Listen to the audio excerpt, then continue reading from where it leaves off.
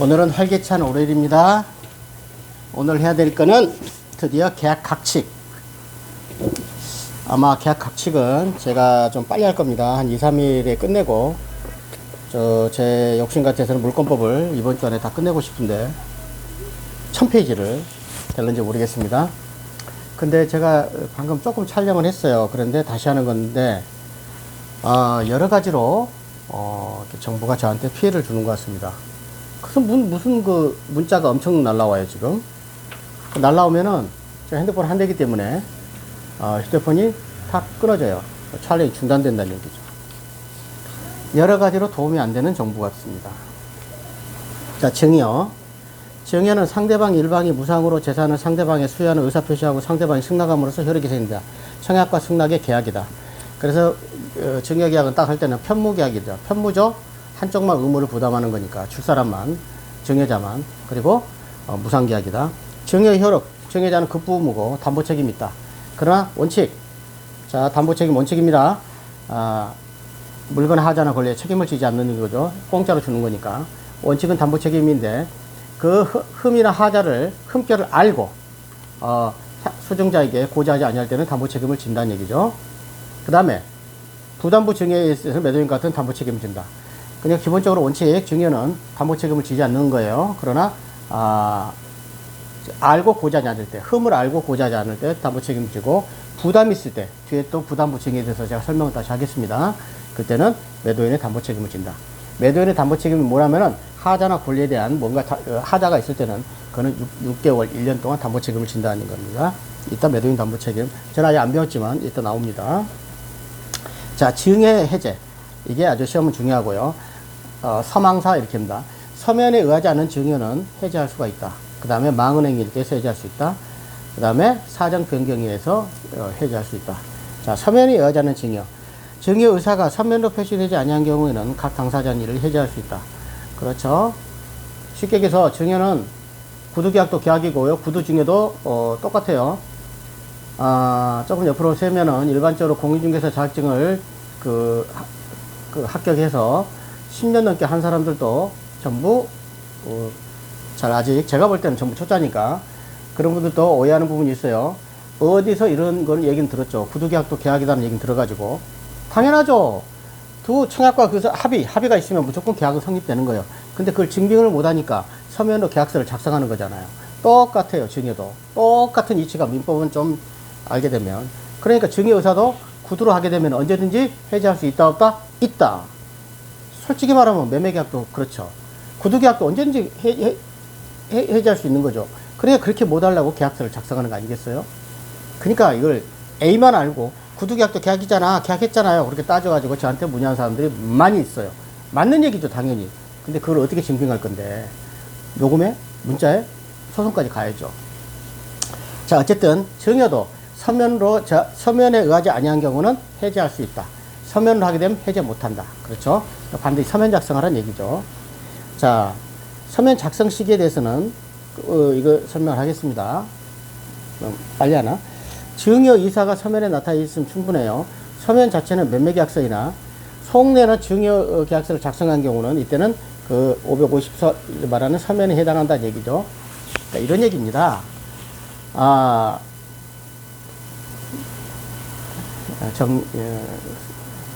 자, 팬 서비스 차원에 좀 더 설명을 드릴까요? 이건 너무 쉬워요. 설명을.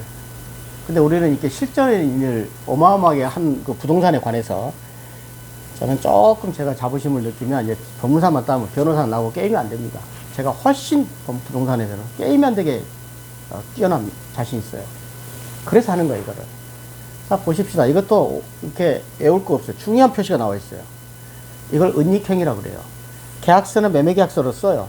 근데 그 속내를 읽어보니까 전부 내용은 뭐라고? 형식은 매매계약서인데 내용은 뭐다? 증여계약서일 때. 이거는 증여계약서로 효력이 있다 없다? 있다. 이걸 은닉행위라고 한다 얘기예요. 다시 말하면 인감증명서도 마찬가지입니다. 인감증명서에 유일한 그 매수인의 인적사항을 집어넣는 거는 부동산 매도용만 그래요. 그 외에는 아무것도 거기다가 쓰면 안 됩니다. 그런데 부동산 매도용으로 썼는데 그거를 증여용으로 인감증명 쓸 수 있느냐 없느냐, 이것도 모르는 분들이 꽤 많아요. 쓸 수가 있다. 부동산 매도용으로 뗐는데 그거를 증여용으로 쓸 수 있고 뭐 교환용으로 쓸 수 있고 다 쓸 수 있다. 실제가 중요하다. 민법은 항상이지만 등기의 공신력이 없는 것도 마찬가지고 실제 주인이 누구냐, 진실이 뭐냐, 이걸 따지는 것이 민법이에요. 형식적. 그러나 일반적으로는 등기부상의 권리자가 등기로 보는 거 하는 거죠. 추정을 하는 겁니다. 그 다음에 그 서면의 작성 시기는 서면의 작성 시기는 제한이 없어요. 증여를 할 때는 구두로 했어요. 근데 나중에 서면을 작성했어요. 서면을 작성한 그때부터 해제는 못한다. 끝. 해제권의 성질은 해제, 구두로 했어요. 이 서면으로 하지 않을 때 말하는 거예요. 이때 해제를 했을 때, 이때는 철회죠, 철회. 말로만 해제지. 이해 가십니까? 철회. 나 안 줄게. 너한테 이게 부동산을, 아파트를 주려고 했는데, 마음이 변했어. 안 줄 거야. 철회해버리는 거라, 이 말이에요. 근데 계약서를 서면을 작성하지 않았으니까, 제척기간, 네, 제한을 받겠어요, 안 받겠어요? 안 받아요. 이거 처음 이렇게 제가 쉽게 설명하는데, 처음에 하게 되면 굉장히 어렵습니다, 이거. 그러니까 10년 제척기간에 적용을 안 받죠. 입으로만 했는데. 그 다음에 취소와 경합이 되게 됩니다. 그 다음에 이런 거죠. 재단법인 설립할 때 서면으로 출원했어요. 그러면 해제는 못해요. 그러나 내가 잘못한 것 같아. 착오로 취소는 할 수 있다. 자, 서면으로 재단법인 설립하려고 계약서를 썼어요. 그런데 서면으로 썼기 때문에 해제는 못했는데, 내가 생각을 잘못했어. 실수야. 그리고 착오는 실수입니다. 그냥 쉽게 말하면 내가 판단 잘못된 거야. 그리고 취소를 할 수 있다는 거죠. 해제는 못해도 취소는 할 수 있다. 서면으로 작성하더라도. 이해 가십니까? 더 이상 설명하면 또, 실력이 있으신 분들한테 예의가 아니야. 그러니까, 그 다음에 수증자가 망은행이라고 그랬죠? 사망사. 망은행에 있어. 내가 너 돈을, 아파트만 항상 얘기합니다. 아파트를 넘겨줬어. 아들내미한테. 그때 아들내미가 범죄행위에 연루됐어. 나한테, 우리한테. 간단히 말하면, 그 다음에 그걸 망은행이라 부양 의무 있는데 부양 의무를 하지 않을 때. 그런 얘기죠. 간단히 말해서, 가족 간에 일어난 거잖아요. 증여를 친족 아닌 사람한테 누가 주겠습니까? 아들한테 물려줬는데, 그 아들이 나한테 범죄행위래. 때려! 그러면 돌려달 수 있다. 두 번째, 부양 의무가 있어. 자, 때리지도 말고 나한테 부양을 해야 되는 거야. 간단히 말해서. 범죄행위도 안 하고, 나를 부양을 해야 돼. 돈, 아파트 한 채 줬으니까. 10억짜리 줬는데, 이럴 때는 언제든지 해제할 수가 있다. 그리고, 근데, 이런 해제권은 그 아들한테 줬는데, 그런 사실을 나한테 때렸다거나 아니면은, 부양 의무를 안 했대. 안 날로부터 6개월 경과하게 되면은 전부 그거는 해제를 못 한다. 그 다음에 용서를 했다거나. 간단한 얘기입니다. 경과하거나 용서할 때는 소멸을 해버리는 거예요. 소멸한다는 얘기예요. 안 된다는 얘기죠. 아셨죠? 이때 부양 의무는 누구다? 직계, 혈족, 배우자, 생계를 같이 하는 친족을 이야기하는 거예요. 친족의 당사자 사실 약정에 부양 의무는 해당하지 않는다. 이건 너무나 당연한 거죠. 부양은 누구한테 하겠어요? 직계, 혈족, 그 다음에 배우자, 내지는 직계는 뭐겠어요? 아버지 아들, 그 다음에 배우자. 항상 얘기죠. 직계 존속이냐 비속이냐 따지지 않고, 그 다음에 배우자, 그 다음에 생계를 같이 하는 친족. 자기 한 집안에 살고 있는 친족이란 말이에요. 살고 있는 아는한테 누가 부양하겠어요? 오케이? 그런 거고. 자, 빨리 해야 되니까. 지금 이거는 내가 정의는 너무 우습게 보고 거의 뭐 한 10분 이내에 하려고 하는데 넘어갈 것 같으네요. 사정 변경에 의한 해제. 항상 얘기했죠. 신의칙, 사정 변경, 그거하고 전부 연관된 거죠. 근데 사정이 변경했어. 내가 돈을 줄 때는 너한테 기꺼이 줬었는데 사정이 변경했어. 너한테 주고 나니까 여기 나왔잖아요. 재산 상태가, 증여자의 재산 상태가 현저히 변경되거나 그로 인해서 생계에 중대한 영향을 미칠 경우에 증여자는 증여를 해지할 수 있다. 주고 나니까 노숙자가 돼버렸어. 그럼 다시 돌려줘야 달라는 얘기죠.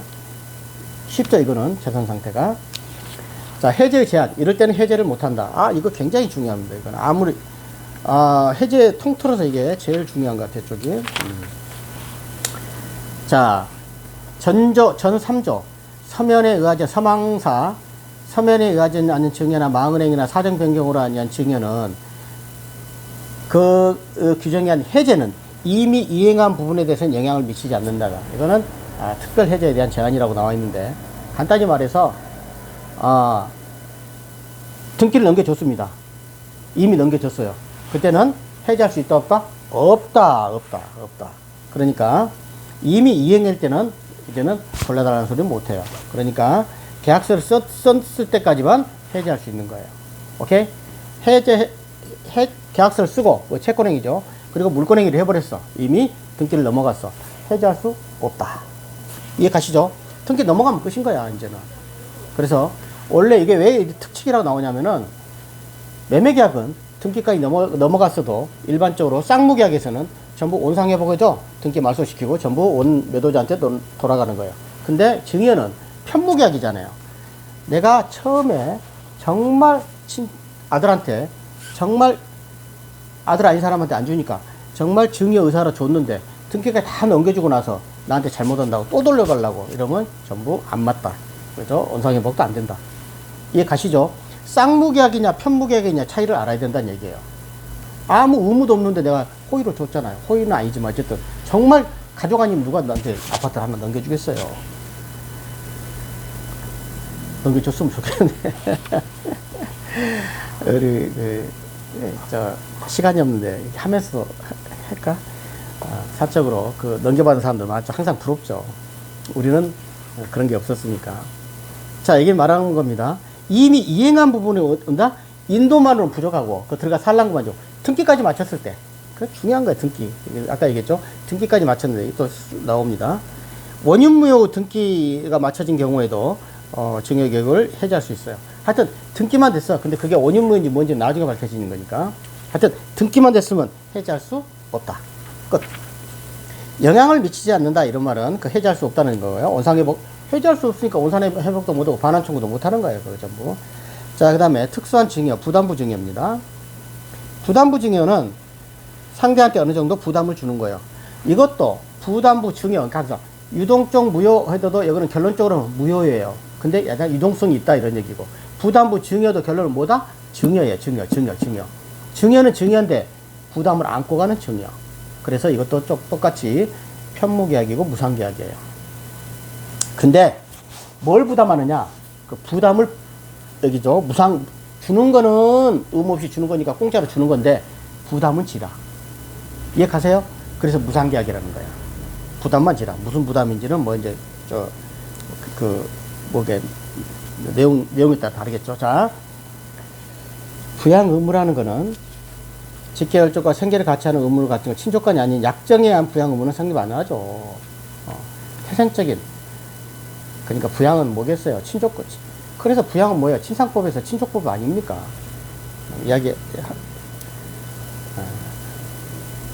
정기증여 사망으로, 그러니까 정기증여란 거는 뭐냐면 내가 매달 정기적으로, 이게 그러지 않았죠?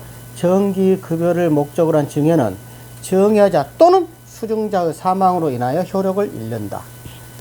자, 내가 간단히 말하면은 아들한테, 그냥 쉽게 설명하죠. 아들한테 증여를 했어요. 안 그러면은 여기는 정기죠. 내가 너한테 매월 100만원씩 줄게. 결혼했는데 애가 제대로 자기 앞가름은 못해. 그럼 내가 매달 100만원을 줄게. 아들이 죽으면 효력을 잃고, 내가 죽으면 효력을 잃고, 증여자 또는 수증자의 사망으로 매월 못 주게 되잖아요. 누구든지. 줄 사람이 없어도 받을 수도 없고, 또는 둘 중에 하나만 죽어도 효력을 잃는다. 정기증여. 정기적으로 증여하는 거. 매월 얼마씩. 끝. 그러니까 상속 되겠어, 안 되겠어요? 상속 안 되죠. 그 상속성이 없는 거죠. 정기증여는. 둘 중에 하나만 죽으면 끝. 사인증여. 여기도 그대로 이야기합니다. 증여자의 사망으로, 아까 정기증여는 사망으로 인하여 효력을 잃는 거고, 사인증여, 사인, 사망, 죽을 사자, 원인. 죽은 원인으로 증여가 살아나. 사망으로 인하여 효력이 생길 증여. 아까 효력을 잃는 거고, 사망으로 인하여 효력이, 그렇죠. 여기, 사망, 생겨. 아까 잃는 거고, 여기는 생겨. 증여는 유증을 준용한다. 그렇죠. 그래서 사인 증여는 계약이고, 유증은 단독행위입니다. 유증은, 왜냐면, 효력이 생기는 거니까, 사망을 똑같으니까 유증이나 사인증여나 사망을 원인으로 하는 거는 똑같으니까 유증을 증여하는데 내용에는 많은 차이가 있어요. 자, 사인증여는 계약이면 유증은 단독행위. 그러면 유증의 방식은 사인증여는 적용하지 않는다. 유증의 방식 간단히 말해서 이것도 내가 외웠는데 그 방식은 뭐냐면은 그 뭐죠? 구수증여 뭐 그렇게 이것도 벌써 지금 진도는 안 나갔지만 그런 게 있잖아요. 방식 유언의 방식은 아주 엄격해요. 자꾸 유지할 수가 있으니까 그럴 때 그 방식은 사인증에는 적용되지 않는다. 왜? 그거는 유증이나 유언에만 해당되기 때문에. 포괄적 사인증이요. 포괄적 유증에 대해서 107조가 준용 안 되죠. 포괄적 사인증이요. 하여튼 포괄적이든 뭐든 간에 사인증여는 계약이고 유증은 단독행위. 내가 사망하면은 애한테 유라는 것도 맞아. 유언, 유류분 전부 사망이야. 사망함으로써 증여가 효력이 발생해. 사망함으로써 효력이 발생하는 건 똑같아. 사인증여나 유증이나. 알겠죠? 그러나 유증은 단독행위고 내가 아무나한테 누구한테 해달라 하는 거야. 근데 사인증여는 계약하는 거야. 내가 죽거들랑 얘한테 해달라고 계약을 쓰는 거예요. 둘 다 사망을 원인으로 하는 거. 자, 알겠죠? 이렇게 해서 꽤 길어졌는데 증여는 이 정도로 하게 되면 되겠습니다. 증여는 조금